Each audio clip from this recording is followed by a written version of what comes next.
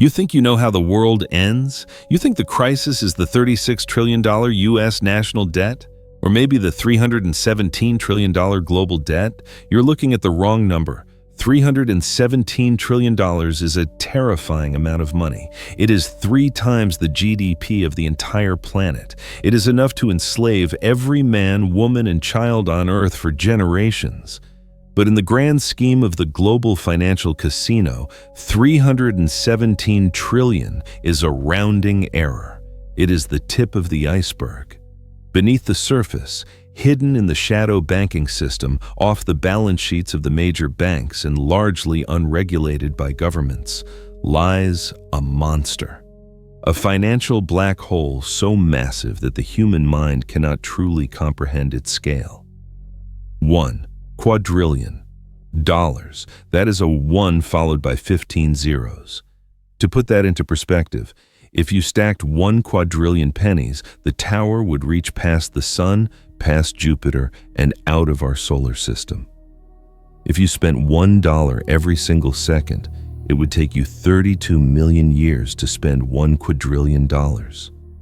This is the estimated size of the global derivatives market. It is 10 times the size of the global economy. It is not debt. It is not money. It is a time bomb ticking beneath the foundation of modern civilization. And the most terrifying part? The fuse has already been lit. In the next few minutes, I am going to show you exactly what this quadrillion-dollar monster is. I will expose the 5 banks that are holding the detonator. I will explain why the system is mathematically designed to implode. And I will show you why. When this bomb finally goes off, it won't be the banks that pay the price. It will be you. This isn't economics. This is an investigation into the greatest heist in human history. So what exactly is a $1 quadrillion market made of? If you look at the stock market, you see companies. Apple makes phones. Tesla makes cars. There is a product. There is value. The derivatives market has no product. It has no intrinsic value. It is, by definition, a bet. A derivative is a financial contract that derives its value from something else. It is a wager on the future price of an asset. It started innocently enough. Hundreds of years ago, a farmer growing wheat wanted to ensure he could sell his crop for a profit, even if prices dropped. A baker wanted to ensure he could buy wheat cheaply, even if prices rose. They signed a contract, a future. It was insurance. It was stability. But that is not what the market is today. Today, the farmers and the bakers are gone. They have been replaced by speculators. Imagine a casino. At the roulette table, you have the players placing bets. That is the stock market. But now, look up at the balcony. There are people watching the players. They are betting on who will win at the table. And behind them, there are more people betting on the people betting on the players. This is the derivatives market. It is a bet, on a bet, on a bet. Let me give you a concrete example to show you how dangerous this is. Imagine you own a house worth $500,000. You buy fire insurance. If the house burns down, the insurance company pays you so you can rebuild. That makes sense.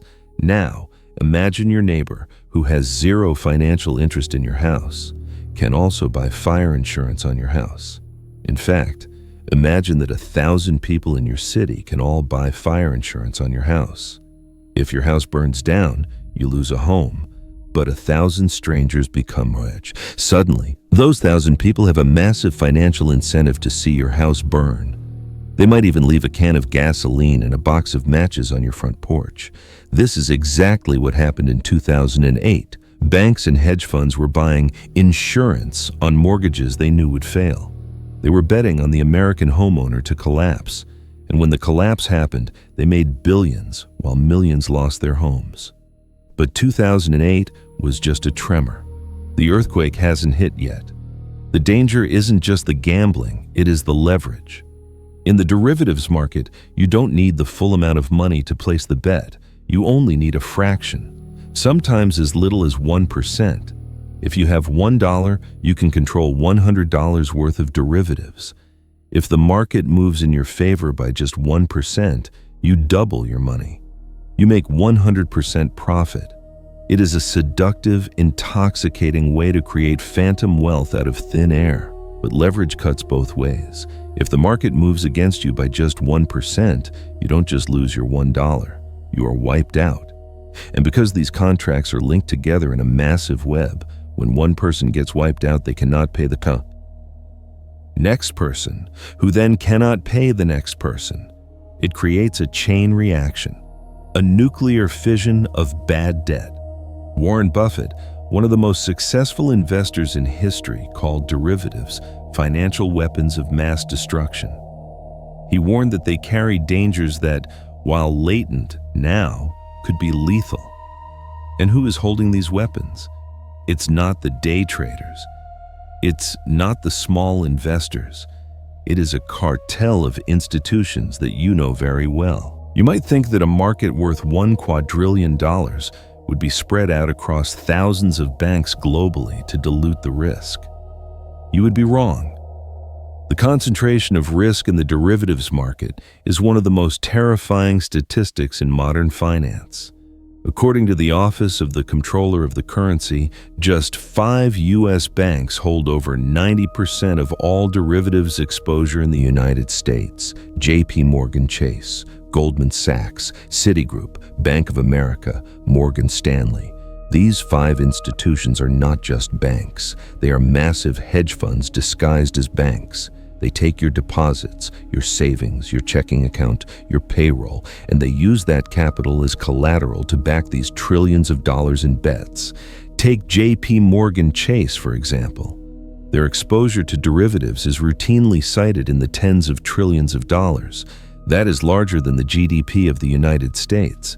If J.P. Morgan were to fail, there is not enough money in the Federal Deposit Insurance Corporation, or the FDIC, to cover the losses. There is not enough money in the U.S. Treasury to bail them out. They are not just too big to fail, they are too big to save. But it gets worse. These banks are all counterparties to each other. J.P. Morgan bets against Goldman. Goldman bets against Citi. They are all tied together in a giant tangled spiderweb of obligations. If a small regional bank fails, it's a local tragedy. If one of these 5 giants fails, the entire global financial grid goes dark. So why do they do it?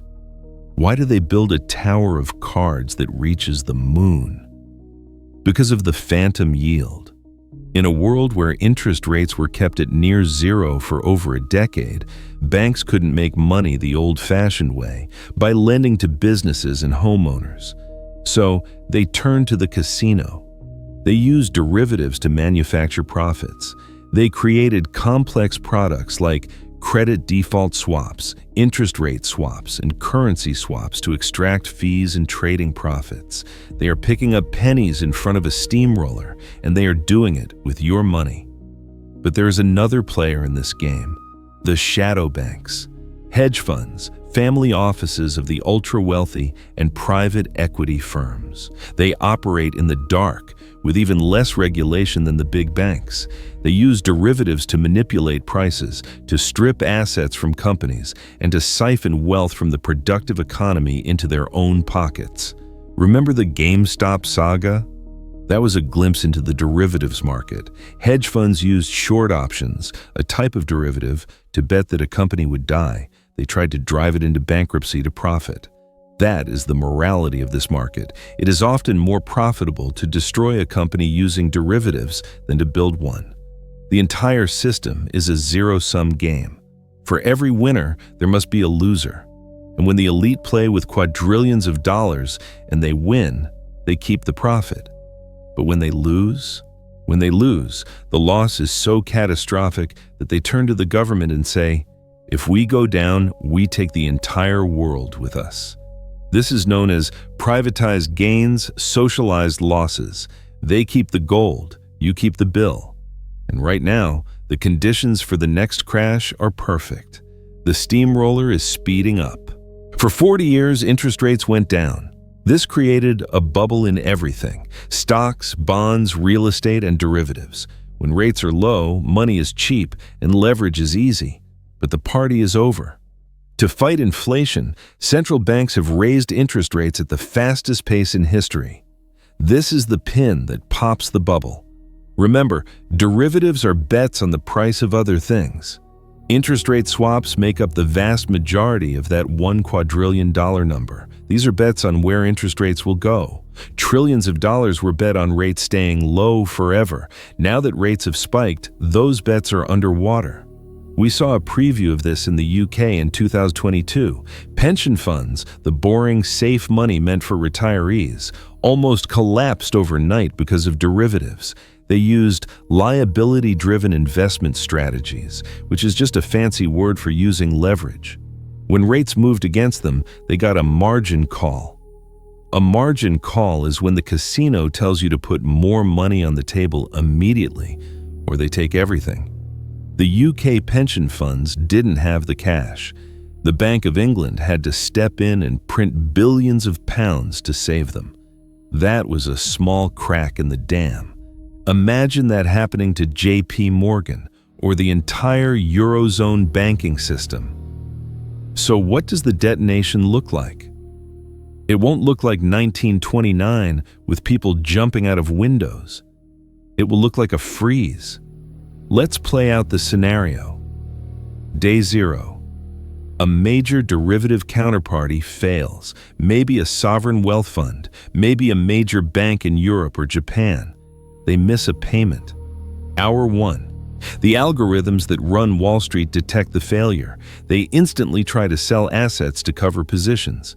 But everyone is selling. There are no buyers. Liquidity evaporates. Hour 12. The contagion reaches the U.S. banks. Trust disappears. Banks stop lending to each other overnight.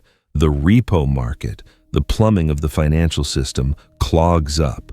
Hour 24. This is when it hits you. You go to the grocery store. You swipe your credit card. Declined. You try your debit card. Error. You think it's a glitch. You go to the ATM. It's out of service. Why? Because the payment processing networks rely on short-term credit lines from these banks. When the banks freeze, the money stops moving. Hour 48, letters of credit for international trade are frozen. Oil tankers stop in the middle of the ocean. Container ships don't unload. The global supply chain, which operates on just-in-time delivery, grinds to a halt. This is the ICE 9 scenario described by financial theorists, a complete lockdown of the system. And here is the most terrifying part. In 2010, after the last crisis, governments passed laws like the Dodd-Frank Act in the US. They said, no more bailouts, no more using taxpayer money to save banks. Instead, they introduced bail-ins. A bail-in means that instead of the government injecting money, the bank saves itself by seizing the money of its creditors and depositors. Legally, when you deposit money in a bank, it is no longer your money. You are an unsecured creditor of the bank. If the bank fails due to a derivatives explosion, they can legally convert your savings into worthless bank stock to keep themselves afloat. Your life savings could be confiscated to pay for the bad bets of a trader in a Manhattan skyscraper. This happened in Cyprus in 2013. It is written into the laws of the US, Canada, and Europe right now. The bomb is not just under the bank, it is under your mattress. The existence of a $1 quadrillion derivatives bubble is not an accident. It is the result of a financial system that has become untethered from reality. It creates a world where the financial economy is the master and the real economy, the one where you work, build, and create, is the servant. When this bubble bursts, and mathematically it must because exponential growth cannot continue forever in a finite world, we will face a choice. Option 1. We let the system collapse. The debt is wiped out, but so are the savings, the pensions, and the currency. It is a total reset, a painful, chaotic return to zero. Option 2. The central banks print enough money to cover the quadrillion-dollar hole. This is the hyperinflationary route. They save the banks in nominal terms, but the dollar becomes worthless. A loaf of bread costs $100. Your savings are intact, but they buy nothing. Both paths lead to the same destination, the greatest transfer of wealth in history. Those who own real assets, gold, land, commodities, productive businesses, will survive. Those who hold paper promises, currency, bonds, and derivatives will be wiped out. But there is a third door that the elite are preparing. A solution to the chaos they created. Central bank digital currencies, CBDCs. When the derivatives market freezes the old system, they will introduce the new system. Programmable money, money that they can control directly, money that can be airdropped to prevent riots, but also money that can be expired, tracked, and shut off if you don't comply. They will offer safety in exchange for freedom. They will say it is the only way to stabilize the $1 quadrillion mess. The $317 trillion in global debt was the trap. The $1 quadrillion in derivatives is the weapon, and the crisis that is coming is the trigger to close the trap. So what can you do? Stop playing their game. Get out of debt. Do not rely on the paper promises of institutions that are leveraged 100 to 1. Diversify into things that you can touch, things that have stood the test of time. The derivatives market is a casino where the house has rigged the wheel. The only way to win is not to play.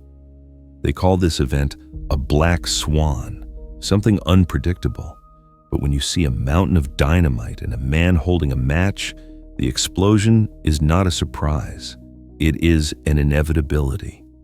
The clock is ticking. The bomb is real. And now you can't say you weren't warned. If you want to know exactly how the central bank digital currencies will be rolled out to fix this collapse and what that means for your personal freedom, make sure you are subscribed. The next investigation will take us inside the digital prison they are building right now. Don't be a victim of the math. Be prepared.